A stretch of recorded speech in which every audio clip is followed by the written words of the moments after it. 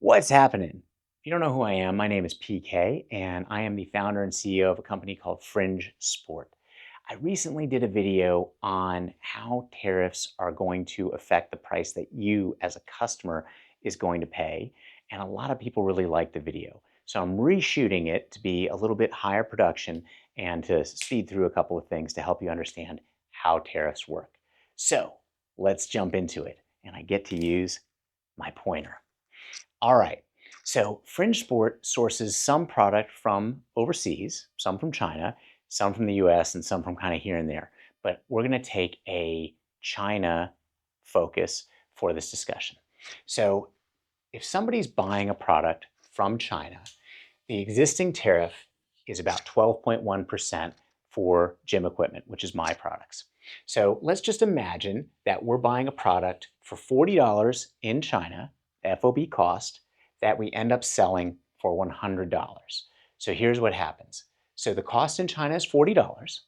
It's going to cost us about $5 in ocean freight to get over here to the USA, and then the tariff is going to get applied there.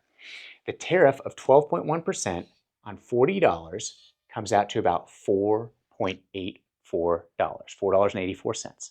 Now let's be clear, this $40 cost in China, that is getting paid out to the factory that we're buying the product from.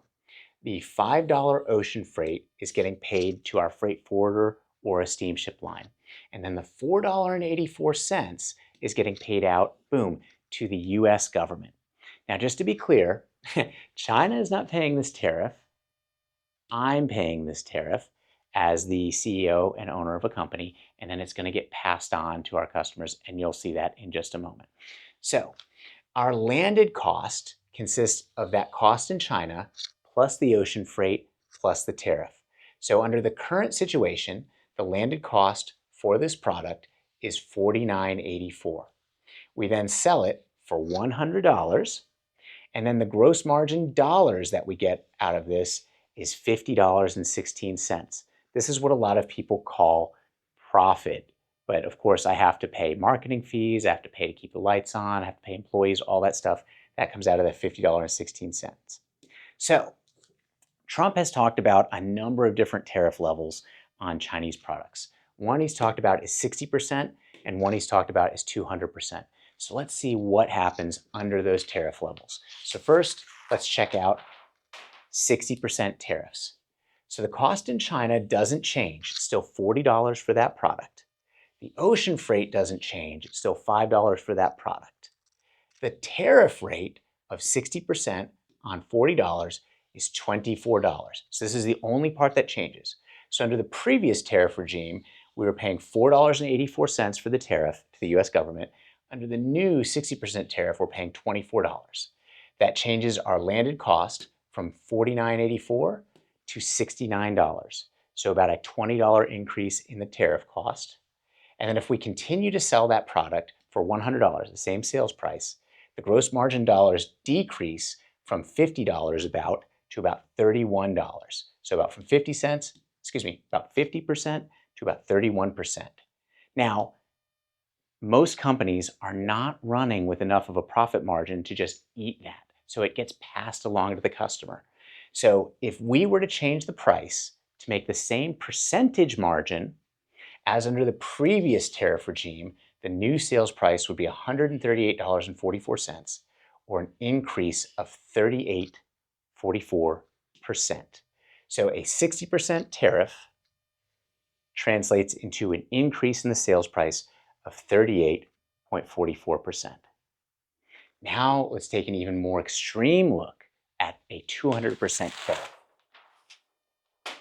So the same thing that we saw before, $40 for the product to the factory, $5 to the steamship line for the ocean freight, and $80 in tariffs to the US government instead of $4.84. The landed cost jumps from about $50 to about $125, and if we sell it for $100, the old sales price, we lose $25. Oh no, that's not tenable. So if we wanted to make the same percentage of margin, the new sales price, instead of $100, needs to be about $250, or an increase in the sales price of 150%.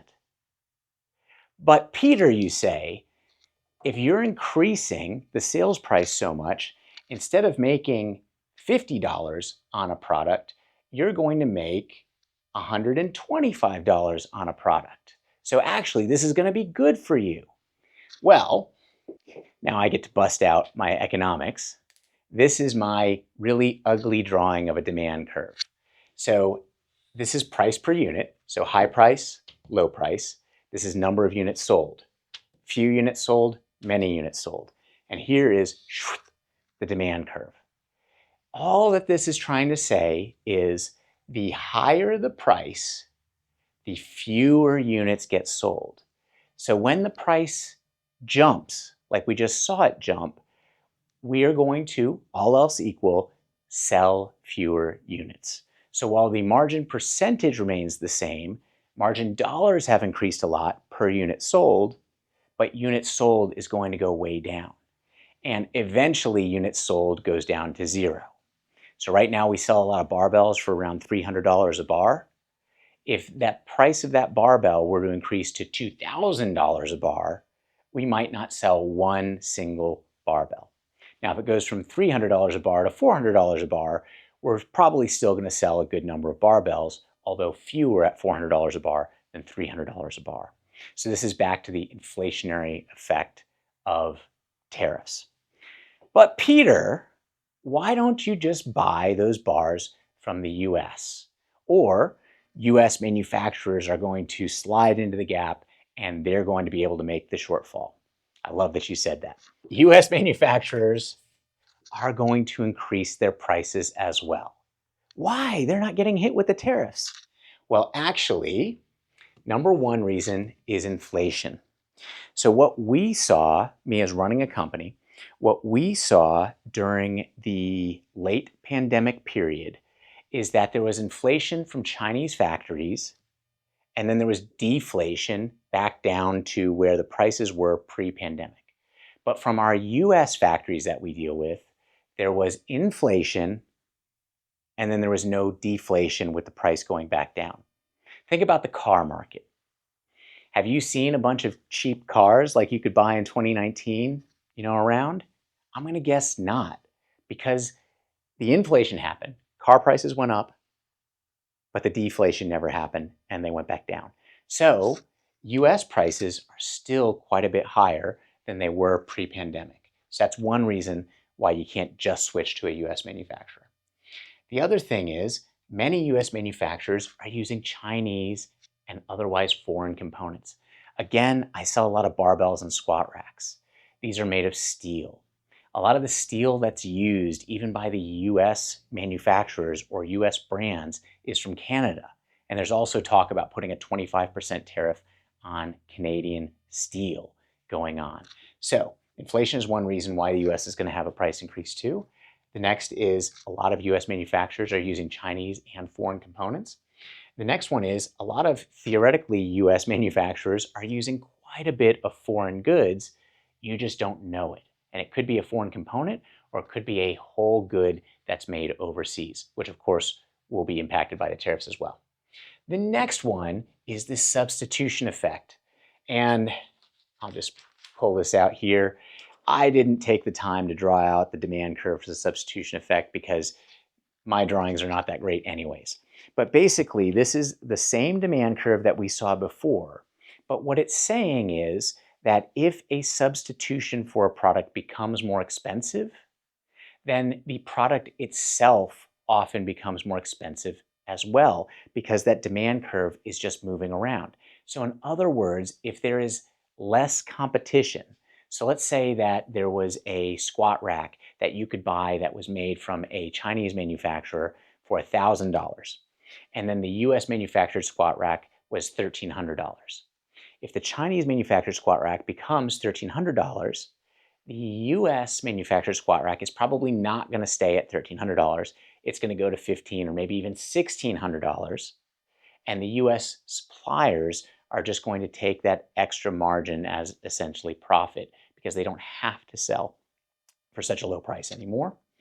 And then finally, US manufacturers must make their margins. So I'm coming from the gym equipment industry here. There have been a few price increases by one of the US manufacturers recently because I suspect, don't know, but I suspect that they weren't making their margins. And so they just took this as an excuse to raise prices and make their margins. So again, if you don't know me, my name is PK. I'm the founder and CEO of Fringe Sport. I was just running through what happens when tariffs get raised. I'm not making an argument that tariffs are good or tariffs are bad or anything. I'm just letting you know, as someone who's been running my business for 14 years, what happens when tariffs rise. So thank you so much for watching this video. Please leave me a comment below if this was helpful for you. And since I run a weightlifting company, if you've liked this so much, make me smile and go lift something heavy today.